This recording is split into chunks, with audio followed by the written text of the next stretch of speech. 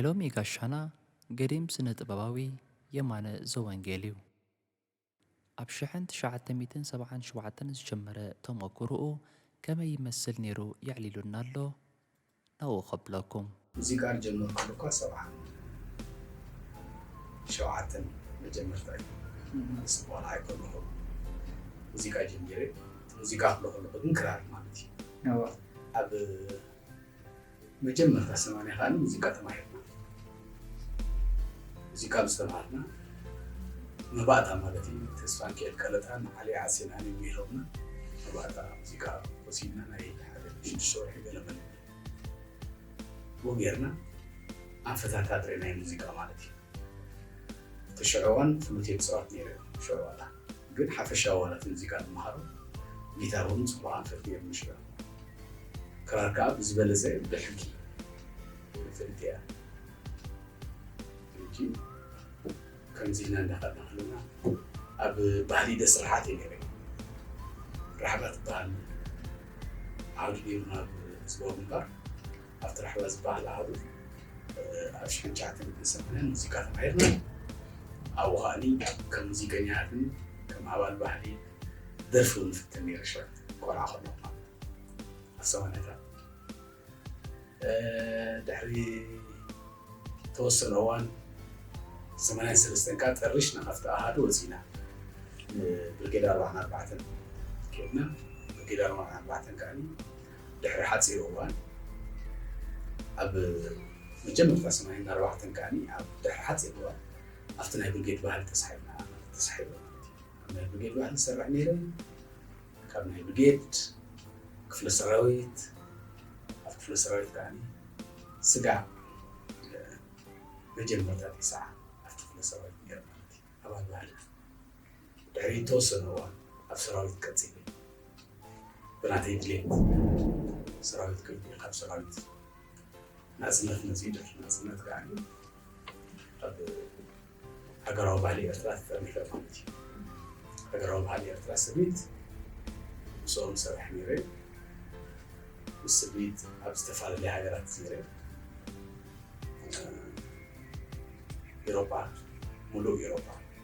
أمريكا كندا أفريقيا حياة الوطن من أفريقيا أب رحوم مراب ما كان مراب زيرة مالتي بتقال الزراعة حاجات كبار من الإنسان زرت زرت قليل السبيت قليل غاب والكي مسرح زيكا مسكالوت مجلدات بس يسرح الصراحة وقلنا السبيل على النزول مثل عمنا سبيت كان فلوتي صار لي السبيت شافوا كويس فلوتي زين كاساس لي أو زي ما موهاد قالوا كاين قبلنا زي ما فات أرجع قبلنا ومسألته نتبهلون قربات متنيرنا أبني لهم نقوم درفاي لك فتنير أبي دسرعة أب برجنا 44 مستوى ولا أبي دسرعة حتى ساعة يكون هيني سكاز وود أتى ساعة لك ساعة مزيك يعني أب شجعتني سواء شمنت 9 شمنت 8 شمنت نادوز يصير سخاني ساكسفون استوى ساكسفون صار ساكسفون كم ساكسفون جن بيز جيتار حيزة قاني مستوجلة كاساسني جي أفتح قد أسوأ تقوم كله كلاي كغيار سنزل لك تفلتي غيار زين ولا نمبر أقول مساحة غيار لك بيز جيتار كلاي سنزل عند فايرنا بيز نصادي لحر أب ساكسفون مستوى كله غيار يرقم سكعت توصل أمي مدرخ ليبي ساكسفون حيزة مستوجلة كاساسني عبد السزعجي تاعي تدريب تلاهي يتسمى وجيلا مصنعتنا تدريب تبعي يتسمى استفاد من القرآن تبع الدنيا تاعي نتبهلي خلنا مع بلسي ولا بحلفتنا نتسع سعيد بهلي أسرع تاعي مسجد نوفلتو بحلفتنا تبع الدنيا وهذا ዝነበርኩ ማለት እዩ እሰይ ኣብ ስምዒት ምስ መፅእኹም ከምኡ ሓደ መደብ ክትዳረቡ ከለካ ቅድም ኤርትራዊ ክትዘራ ኣለካ ከተፅናዕ ኣለካ ኣብዚ ፅቡቕ ኣሎ ኣብዚ ሕማቕ ኣሎ ኣብዚ ገለ ኣሎ ክብለካ ቅድም ሰብ ቅድሚ ምፍራዱ ነታ ናይ ህዝቢ ኣንፂኻ ከም ዘለዎ ንኣሽቱ ምምሕያሻት ጌርካ ካብቲ ባህሊ ከይወፃእኻ ኣብ ትርኢት ከተቕርቦ ኣለካ ኣብ ሙዚቃ እውን ልክዕ ብከምኡ ኢኻ ክትቕርቦ ዘለካ ስለዚ ኤርትራዊ ባህሊ ድሕር ትሰርሕ ኣብ ኤርትራዊ ባህሊ ድሕር ተፋልኻ ኮንካሲ ልክዕ ኤርትራዊ ባህሊ ከዓ ክመስል ክኽእል ኣሎ ብዘለማት ክንዲዚ ከምዚ ዝበሃል የለን ቁሩብ ተፈላለየ ትምህርቲ ንወስድ እያ ስምዒት ከለና መሊኦም ዳርጋ ብዙሓት ካብ ኣሜሪካ መፁ ካብ ጀርመን መፁ ካብ ቻይና መፁ ዝምህሩ ካብ ግብፂ እውን መፅኦም ካብ ኢትዮጵያ እውን ዝመፁና ነይሮም ኣብ 96 ዝዝክሮም ካብ ኢትዮጵያ እውን ዝመፁ ነይሮም ናይ ዲላታት ኪሮግራፈርስ ተባሂሎም መፁ ነቲ ባህልና ይኮኑ ዝብሉ ነቲ ኪሮግራፊ እዮም ዘረድኡኻ ዘስተኻኽሉኻ ማለት እዩ ስለዚ ብከምዚ ኢትዮጵያ ተዓባለ ሙዚቃ ስነ ጥበባዊ የማነ ዝተፈላለየ መሳርሒ ሙዚቃታት ክፃወት ዝኽእል ሙዚቀኛ እዩ ኣብዚ ምስ ካልኦት ጉጅለታት ዝኸዱ ዝነበርኩ ቤዝ ጊታር ሒዘ ዝኸይድ ነይረ ዋላ ምስ ቤቱ እንኳ ኢላ ክነፃወት ከለና ቤዝ ጊታር ሒዘ ነይረ ማለት እዩ ምስ ካልኦት ጉጅለታት ክኸይድ ከለካ ቤዝ ጊታር ሒዘ ቤዝ ቀሳቅስ ነይረ እጂ ከምቲ ዝድለየ ዝኽብል ኣይክእልኒ ሓደ ቤዝ ጊታር ብዙሕ ሕጂ ክፃወት ኣይክእልኒ ዝኾነ ፀገም ናይ ልቢ ስለ ዝገበርኩ ልበይ ተዓሰኒ ብከምኡ 3 ዓመት ኣይሓስባን ቤዝ ጊታር ጊታር እውን ከምኡ ዓይነት ገለ ክትሕዝ ከለካ ገለ ምስቲ ግዜ ክራር ግን ፀወታ ኣብ ወሳኒ ዝበልኮ ቤዛ ኣብ ናይ ብሄራት ኤርትራ ግን ዋላ ናተይ ኢንስትሩሜንታል ባዕለይ ዝመላክዎ ሰብ ክገብረለይ ኣይክእልን ዝበልኮ ነቲ ባህሊ ክመስል ኣለዎ ፀወታ ኢለ ዝሃብኩ ባዕለይ ማለት ስነ ጥበባዊ የማነ ብርክት ዝበለ ኣልበምስ ሰሪሖን ኣብ ምስራሕ ይርከብ ኣሎን እስከናው ከብለኩም ከም ሕጂ ኣብ 97 ኢና ጀሚርና ኢንስትሩሜንታል ብክራር ፍሉጥን ምስ ነፀላ ወዲ ሻወል ከይድና ንሰርሕ ነርና ስጋሕ 2001 ብሓንሳእ ሰሪሕና ምስ ወዲ ሻወል ማለት እዩ ኣብዚ ሕፅር ዝበለ እዋናት ማለት እዩ ካብ 2001 ስጋዕ ካብ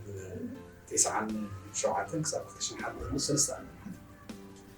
ሰለስተ ጌርና ሰለስተ ኣብ ሰብ ፅቡቅ ተሰሚዑ እቲ ክልተ ተቐዳሚትን ሳልሰይትን ተቐዳሚትን ካልኣይትን ብጣዕሚ ፅቡቅ ነጋዴና ሸጥና እታ ሓንቲ ካሴት ግን በዓልና ይሸጥና ኣጋጣሚ ወዲ ሻወል ነፀላ ገብረ ኢየሱስ ንኣሜሪካን ካናዳን ከይድ ነይሩ ንሱ ንኣሜሪካን ካናዳ ኣነ ከዓ ኣብታ ሸዓዋን ከዓ ንኤሮጳ ከይድ ነይሩ ንኤሮጳ ዘርጊሕና ዳሓር ተመሊሰ ከዓ ንዓዲ ዓረብ ከይድ ንዓዲ ዓረብ ንስኮት ኮ ንዓዲ ዓረብ ባዕለይ ዘርጊሕና ሕጂ ብዙሕ ስጋሕ ሕጂ ፅቡቅ ስድራት ዝሃረበት ሲዲ እያ ንሳ ማለት እዩ ክልቲአን ተቐዳሚትን ካልኣይትን ማለት እዩ እታ ሳልሰይቲ ቁሩብ ድኽም ኢላ ዘክር ይኮነ ኣይድኽም ተመጣጣኒ ግን ኣይተቓልሐትን ኢንቨሽንስ ሕጂ ሓደ ፍሉይ ቅድም ዚና ናይ ነፍሲ ወከፍ ደረፍቲ ተዘክሮታት እዩ ካሴት ናይ ነፍሲ ወከፍ ደረፍቲ ሓንቲ ሙዚቀኛቶም ደርፊ ክንፃወት ኮይናስ ናይ ጓልን ከረን ድሕሪ ተፃዊትና ሳብረትን ከረን ገለ ዜማናት ክተወቱ ኣለዎ ጎራስ ክተወቱ ኣለዎ ናይ ተስፋይ መሓር ንድሕሪና ናይ ተስፋይ መሓር ፍሒራ ክወቱ ኣለዎ ብከምዚ ጌርና ኢና ሰሪሕና ብዝኾነ ምስ ተወራር ናይ ወያነ ምስቲ ገለ ዝነበረ ብዙሕ ኣይከደትን ኣይተወዓውዕትና ብኤርትራ ማለት እዩ ብራኳን ፅቡቅ ካልእ ዓለም ማለት እዩ ከምቲ ዝድለይ ኣይተሰምዐት ስነ ጥበባዊ የማነ ኣብ ሚውዚክ ቪድዮ ምስራሕ እውን ዕዙዝ ኣበርክቶ እዩ ዘለዎ ብቓላቱ ንስማዓዮ ካብ 2017 ኣቢለ ጀሚረ ኣክቹዋሊ 16 ይሆናል ጀሚረ ሓንቲ ኣልቡ ምስቲ ፀገመይ ምስታና ይገርመኒ ብዘይብኡ ከዓኒ ግዜ ዝወሰደ ሙዚቃ ይጥዕም ትኸውን ግዜ ወሲዱላ ሓደ 3 ዓመት ገለ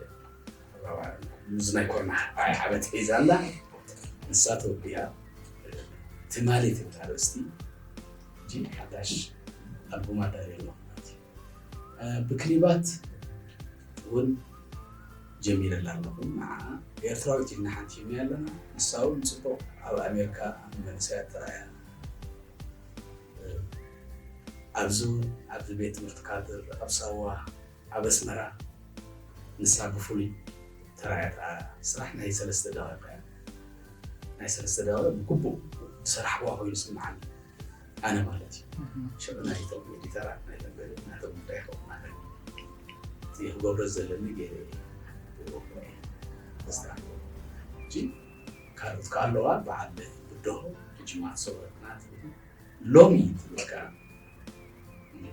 عمد مدلوا على درجة قريبا تودي نبازي نفسور زرع نستا ننوي عمتات استتصاوتا ريكاردر زتححاز قلع على تعليلنا نيرو نابس نتباباوية ما نكمل سكم أوكلاندي تسعين شدشتن ورحي شعاتي قلبي يتخوت أبو أوكلاند موسيقى نيات صنيح من الصوت حمسة موسيقى نيات السريع سيئة حاجة بوتا حاجة الدراش عادي كريلي عادي جي كتصاوتون سمعكم أقاطع مثال تصاوتوا دلو درفي ملايكة درفيا ني أفريقيا درفيا قلنا على كل درفيا في درفيا تصاوتون صنعني سمعي تحريو أفتي أجا وديهم كوديهم كان ستيج كي ورد خلوا قنعني نتي فلوت تصاوت دلو كيديهم كيدي سلام اليوم تسلم أنا يتسلم لما بزحته حفيد قال سلام اليوم سلام اليوم بلبي حاش فسيل يعني بزح يقان قاون الكتاب ورمل ترى دينا أردي زي أسك خار ما قال لي حراي يبني مسابنس ده مستقون كله كفر يلون مثلا يتصاب تسمكوزي تمزيكنياتن كم دغنس مدف كفيلو تساويتم صوم زلا على فولي بيبو معناتها انا يفرو تساويتم صوم بسصواتكم خد عندك عالم تحقشوا كلهم سلموا مني بلا شعو شدشنا بالدرايو زيادة وتاير صح بس بقى زغور كويس صح اب سويسرلاند خلو قاتوس او امير او خاطركم مسكلة صعدة صعدة سويسرلاند المودي سونا موسيقى أبي سرقيا أبي نسيتها أكيد أفتو ويكند سبوا صعدة أو خاني كان زي كوميتات بسوم في التنين هذا مسألة في التنقول مالسي عام هاتفل بيها تافلت بيت ولا يتصعدوا الفولت الدرس من الحلقة وزخن من باند عادي يتصعد تسمع صعدوا طعماتي سلم طعماتي ولا أفريقيا الزغن بزدك مالي صارت الكل ألجيريا تسعة جاتة كتشان جاتة تصارت ألجيريا مالتي ألجيرس ميتنا زرالة طلعت ميتنا تصارت بفستيفال من أفريقيا صارت ولا بعد ليبيا زغنا بزغتشان حدا تسعة جاتة صارت فتي في اللي سنغالاويان دقانا نرتينا صحاب موسيقى قالوا ولا نقول كيس جور كواسيدو ميرا قال شو عتعمت بالموسيقى الصراحة أبرو ما حسيت عليها وعندها الحرب مسخر بالله الموسيقى زي كون عود زي كون عقفاتك بس فوجي كان طالي تسامحنا جدا الشتاء بس حسن حل عقفاتها تبع الحاجات زلمات سنة باباوية معنا بزد راكي تحزره أب فيلمتات ون استفعل ساوند تراكس بمسرح عزوز أبركتو نيرويو برسو عشواتي كأندي علينا الموسيقى خيري يسري برسو عشواتي كل مبزحتنا ودلوتي ساوند تراكس عاد يسري شاب كوري قلو بلغا نسيافيت كل مغاني قلو نبر بعد حدا لازم نسرينا ودعوي سدت بالميران هاي دي سولو مسري بعبي ኢሳያስ ፀጋይ ዝሰርሐዎ ትማሊ ብዓብዩ ሚሎኑ ዝብላተን ፍሉጣት ዝና ዘለዎን ፊልምታት ኢሳያስ ፀጋይ ዳይሬክተር ሙዚቃ ኮይኑ ይሰርሕ ኩሉ ሳውንድ ትራክ ዝበሉ ብዙሓት ናተይ ብኩሉ ዓይነት መሳርሒታት ስነ ጥበባዊ የማነ ኣብ ምምስራት ዝተፈላለየ ጉጅለ ባህልታት እውን ነጢፍ እዩ ብቓላት ይዕሊልና ኣሎ ናብኡ ከብለኩም ካልእ ኣብ ትርኢት እውን ነጢፍ ኣብ ዞባ ደቡብ ዝተገብረ ምስታ ትማለ ፊልም እንዳሰርሓ ከለና ሓንቲ ቪድዮ ክሊፕ ኣዳሪና ኣብቲ ቪድዮ ክሊፕ ዳርጋ ከይሓስቑ 9 ሚኒት ሙዚቃ ነይፀርት ክራሩ ቤዝ ክራሩ እቲ ካልእ ፐርካሽን ዘሎ ፍሉጡ ኣነ የድልየሉ ኣብ ስልጠና ንዓኣቶም ከዓ ንሕግዞም ጌርና ማለት እዩ ብድሕሪኡ ዞባ ማእከል ክሰርሕ ዞባ ማእከል ከዓ ሓንቲ ቪድዮ ክሊፕ ሰሪሐ እታ ቪድዮ ክሊፕ ከዓኒ ከም ሙዚቀኛ ከም ዳይሬክተር ናይ ክሊፕን ኮይና ሰሪሐ ድሕሪኡ ኣብ መልኩ ጋሽ ባርካ ገይሽ ዕረፍቲ ይነበሮም ጋሽ ባርካ ጉጅለይ ኣቆይመሎ እታ ጉጅለ ኮይና ዓመት ንሰለስተ ከዓ ንዓቶም ሂሬ ሓደ መድረክ ዝኮንፈረንስ ገይረ ኣዳሊና ስለምንታይ ተራእዩ ዝብል ምክንያት ባልሓቲ ኣዳሊ ጉጅለ ብቑዕ ጉጅለ ኣለዎም ስጋ ሕጂ ብሽመይትን ዝውዕቶም ጉጅለ 2013 እዩ ጀሚሩ ኣብ 2014 ገዲፍዮ ስርሖም ወዲኦም ማለት እዩ ስጋ ሕጂ ከም ጉጅለ ይቕፅሉ ከም ተኻልእ ኣርቲስት ይሰርሑ ምስታ ሃገራዊ ባህላዊ ጉጅለ ስብሪት ብምዃን እንታይ ውዕሎ ከም ዝወዓለ እውን ይዕሊሉና ነይሩ መብዛሕትኡ ከም ሙዚቀኛ ኮይኑ ይሰርሕ ኣብ ሙዚቃ ነይሩ ኣላይ ናይ ሙዚቃ ካሊእ ነብስት